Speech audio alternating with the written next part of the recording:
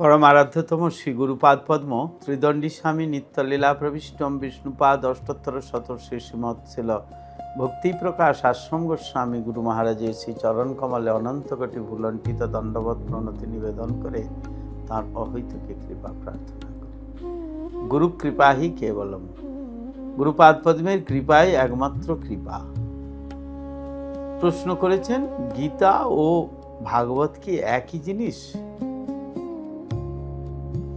ছিল প্রভুপাদ ভক্তি সিদ্ধান্ত সরস্বতী ঠাকুর তিনি বিভিন্ন সময় বিভিন্ন ভাবে বিভিন্ন কথা বলেছেন, সুন্দর করে বুঝিয়ে দিয়েছেন আমাদের যারা আমরা মূর্খ, যারা আমরা বুঝি না। গীতা কি? গীতা ভগবদ গীতা হচ্ছে ভগবদ গীতার আরেক নাম গীতোপনিষদ। এটি বৈদিক দর্শনের সারমর্ম এবং বৈদিক সাহিত্যের অন্যতম শ্রেষ্ঠ উপনিষদ।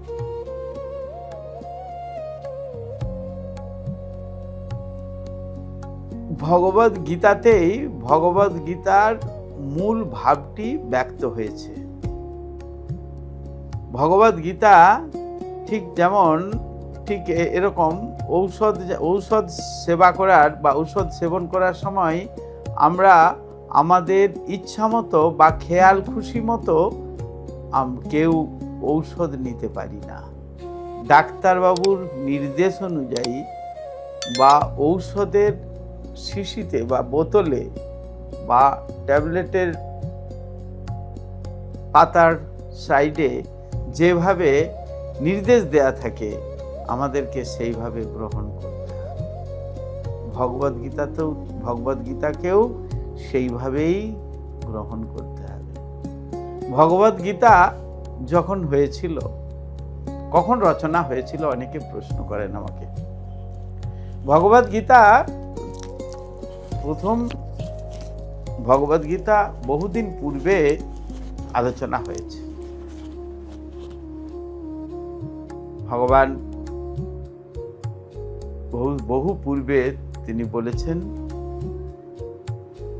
এমনকি তিনি বিবস্বানকে বলেছেন, সেখান থেকে ইক্ষ্বাকু ইত্যাদি ইত্যাদি এইভাবে পরম্পরা অনুযায়ী এসেছে। তারপর স্বয়ং ভগবান আবার কাকে বলেছেন না, অর্জুনকে। কোন সময় বলেছেন, কোন সময় এই কথাটি হয়েছে, এই কথাগুলি হয়েছে, এই গীতাটি হয়েছে কুরুক্ষেত্রের যুদ্ধের সময়। কুরুক্ষেত্র যুদ্ধ যখন হয়েছে, কুরুক্ষেত্রের যুদ্ধের ঠিক প্রথমেই ভগবান কৃষ্ণ ছিলেন অর্জুনের রথের সারথি। অর্জুন বলছেন কৃষ্ণকে, কৃষ্ণ আমাকে নিয়ে চলো মাঝখানে, দুই পক্ষের মধ্যস্থলে নিয়ে চলো। আমি দেখতে চাই যে আমাদের বিপক্ষে যারা আছেন তাদের মধ্যে কে কে আছেন, কাদের সঙ্গে আমাকে যুদ্ধ করতে হবে। কৃষ্ণ নিয়ে গেলে অর্জুন তখন সেই সমস্ত মহারথীদের দেখে তিনি সমস্ত ধনুর্বাণ ছেড়ে দিলেন, দিয়ে একদম সরাসরি রথ থেকে নেমে গিয়ে বললেন যে আমি যুদ্ধ করব না, আমি যুদ্ধ করতে চাই না, আমি ভিক্ষা করে খাবো, তবু আমি যুদ্ধ করব না। কৃষ্ণ বললেন যে তুমি ক্ষত্রিয় এরকম, ক্ষত্রিয়ের কি এরকম হওয়া উচিত? ক্ষত্রিয় সে সময় সব সময় যুদ্ধ চাইবে এবং যুদ্ধক্ষেত্রে শত্রুদের কাছে এসে সে যুদ্ধ চাইবে, যুদ্ধ করবে। আর তুমি কিনা ধনুর্বাণ ছেড়ে দিয়ে মূর্খের মতো, বোকার মতো, নপুংসকের মতো তুমি ধনুর্বাণ ছেড়ে দিচ্ছ। ছি, ওঠো, শোনো আমার কথা, দেখো তুমি কে। তখন ভগবান এই উপদেশগুলি দিয়েছিলেন। সেই উপদেশগুলি দিব্য দৃষ্টির দ্বারা শ্রবণ করে বা দর্শন করে শ্রীল ব্যাসদেব তিনি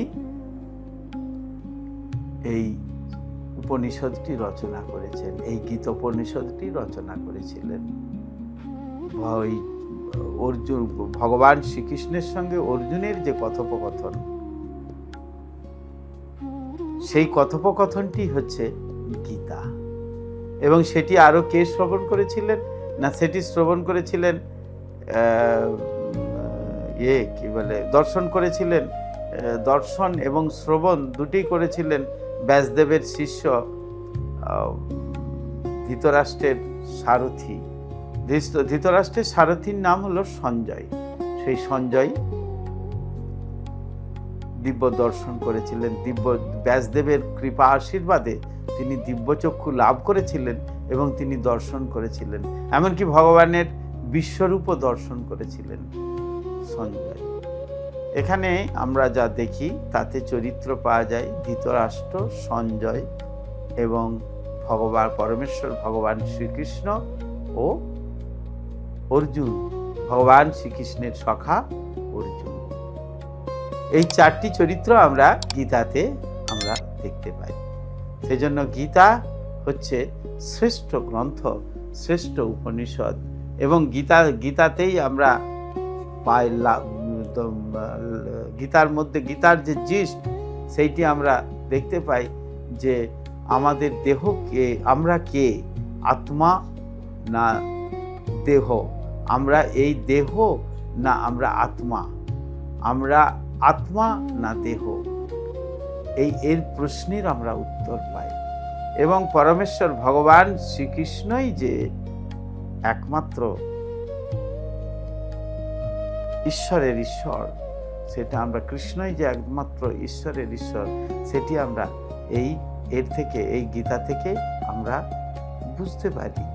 শ্রীকৃষ্ণই পরমেশ্বর ভগবান, এবং শ্রীকৃষ্ণই যে পরমেশ্বর ভগবান তা আমরা যদি লক্ষ্য করি, সমস্ত মহান আচার্যেরা তারা স্বীকার করে গেছেন। এমনকি স্বয়ং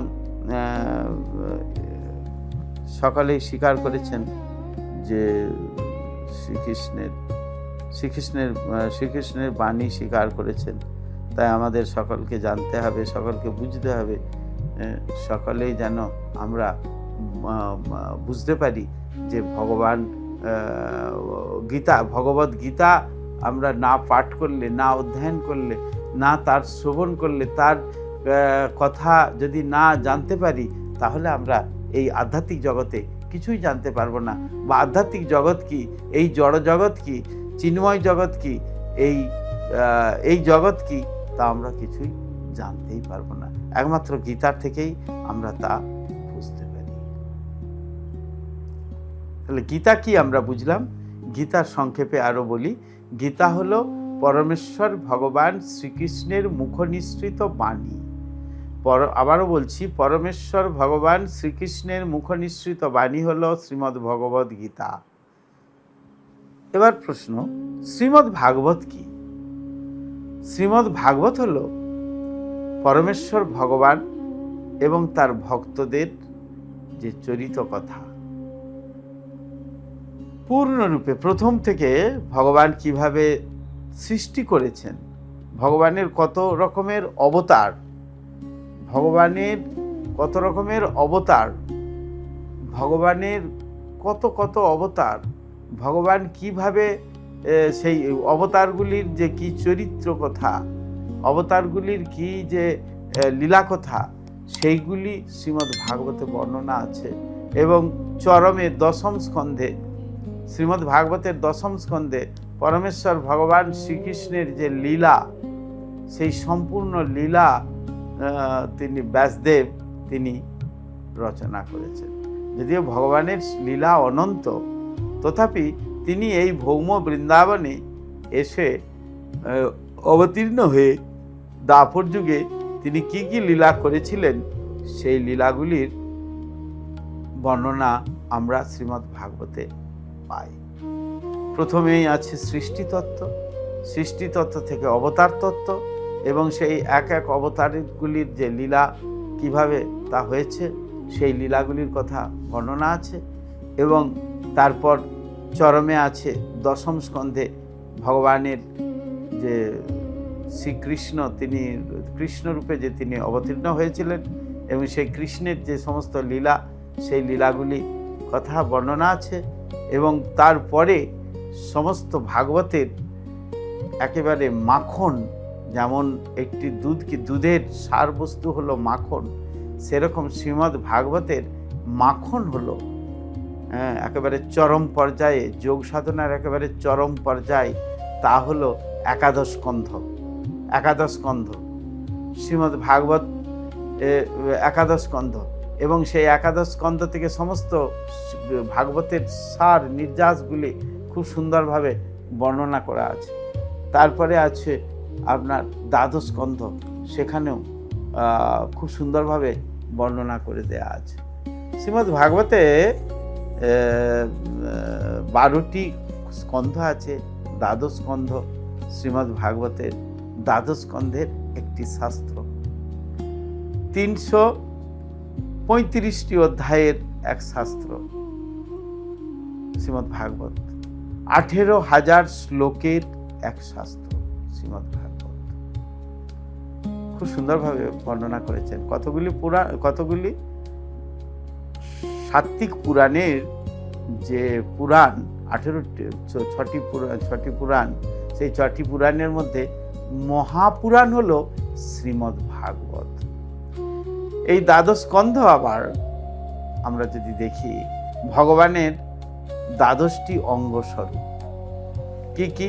প্রথম এবং দ্বিতীয় স্কন্ধ ভগবানের শ্রীচরণ যুগল, তৃতীয় এবং চতুর্থ স্কন্ধ ভগবানের উরুদ্বয়, পঞ্চম স্কন্ধ ভগবানের নাভিদেশ এবং ষষ্ঠ স্কন্ধ ভগবানের হৃদয়, সপ্তম এবং অষ্টম স্কন্ধ হলো ভগবানের বাহুদ্বয়, নবম স্কন্ধ হলো কণ্ঠদেশ, দশম স্কন্ধ হলো ভগবানের মধুর হাস্যযুক্ত শ্রীবদন এবং একাদশ স্কন্ধ হলো ললাট দেশ, দ্বাদশ স্কন্ধ হলো ভগবানের শিরদেশ। তাই অপার সংসার সমুদ্রের সেতু স্বরূপ শ্রীমদ্ ভাগবত শাস্ত্রই একমাত্র, তাকেই বন্দনা করা উচিত। শ্রীমদ্ ভাগবত শাস্ত্র যদি আমরা না জানি, তাহলে আমাদের কিছুই জানা হলো না। শ্রীমদ্ ভগবদ গীতা এবং শ্রীমদ্ ভাগবত, এই দুটি যদি আমরা না জানতে পারি, তাহলে আমাদের এই মানব জন্মটাই বৃথা। শ্রীমদ্ ভগবদ গীতা থেকে আমরা শিক্ষা লাভ করি, আমি কে, আমি কোথা থেকে এসেছি, আমার কর্তব্য কি, আমি কি করতে চাই, কি করব এখানে, আমি যে মনুষ্য জন্ম পেলাম, আমি কি করব। 84 লক্ষ জনি ভ্রমণ করতে করতে যে আমরা মনুষ্য জন্ম পেলাম এসে, তাহলে সেই মনুষ্য জন্মে আমাদের কি কর্তব্য করা উচিত, সেটি শ্রীমদ্ ভগবদ গীতা থেকে লাভ করতে পারি। এবং আরেকটি জিনিস লাভ করতে পারি, ভগবান পরমেশ্বর, ভগবান যে শ্রীকৃষ্ণ, সেটি আমরা সেখান থেকে বুঝতে পারি। যদি আমরা একাদশ অধ্যায় পাঠ করি, নবম অধ্যায় পাঠ করি, দশম অধ্যায় পাঠ করি, আমরা এই সমস্ত কথাগুলি থেকে আমরা ভগবানকে জানতে পারি ভালোভাবে। ভগবানকে যদি জানতে পারি, জানাটাই হলো আমাদের প্রধান কাজ। মনুষ্য জন্মের ভগবানকে জানাই হলো প্রধান কাজ। এবং সেই শিক্ষা অনুসারে যদি আমরা চলতে পারি, শ্রীমদ্ ভগবদ গীতার শিক্ষা অনুসারে যদি আমরা চলতে পারি, তাহলে আমাদের জীবন সার্থক। আমরা জানি স্বাধীনতা আন্দোলনের সময় মহাত্মা গান্ধী তিনি নিজে একটি করে গীতা প্রত্যেকটি স্বাধীনতা সংগ্রামীর পকেটে পকেটে দিয়ে রাখতেন। কেন? এর থেকে শিক্ষা নাও, কিভাবে ভগবান কি করে যুদ্ধ করিয়ে ধর্মকে রক্ষা করেছেন। শ্রীমদ্ ভগবদ গীতার মূল উদ্দেশ্য হলো আমাদের সনাতন ধর্মকে কিভাবে রক্ষা করা যাবে। ভগবানের আমরা গীতা থেকে যা দেখতে পাই, সেখানে দেখি যে অর্জুন হলেন ভগবানের ধর্মকে রক্ষা করার মূল হাতিয়ার বা মূল অস্ত্র। হরে কৃষ্ণ কৃষ্ণ কৃষ্ণ হরে হরে, হরে রাম রাম রাম হরে হরে। সুতরাং আমাদের এই শিক্ষাগুলিকে অবশ্যই গুরু মুখে বা সৎ বৈষ্ণবের মুখে আমাদের শ্রবণ করতে হবে। এবং শ্রবণ করতে করতে তখন আমাদের ভগবান শ্রীকৃষ্ণকে স্মরণ হবে, এবং ভগবান শ্রীকৃষ্ণকে স্মরণ করতে করতে যদি আমাদের মৃত্যু হয়, তাহলে will go back home, back to god head. আমরা অবশ্যই ভগবানের ধামে পৌঁছে যাব। এরকম নয় যে আমরা জানি কি, আমরা দেখছি সমাজে কি চলছে, মানুষ মারা গেলে তারপর একটা গীতা সেই যে যে মানুষ মারা গেল তার বুকে দিয়ে দিল, ব্যাস এইটুকু তার গুরুত্ব। আর আর আর কখন শ্রাদ্ধের দিনে একটু গীতা পাঠ করিয়ে দিল কোনো ব্রাহ্মণকে দিয়ে, মনে করলো আমি পুণ্য লাভ করলাম, পুণ্য সঞ্চয় করলাম, অনেক কিছু করালাম। কিন্তু শুধু তাই নয়, গীতার যে রহস্য, গীতার যে আসল রস, সেই রসটিকে আমাকে গ্রহণ করতে হবে। হরে কৃষ্ণ।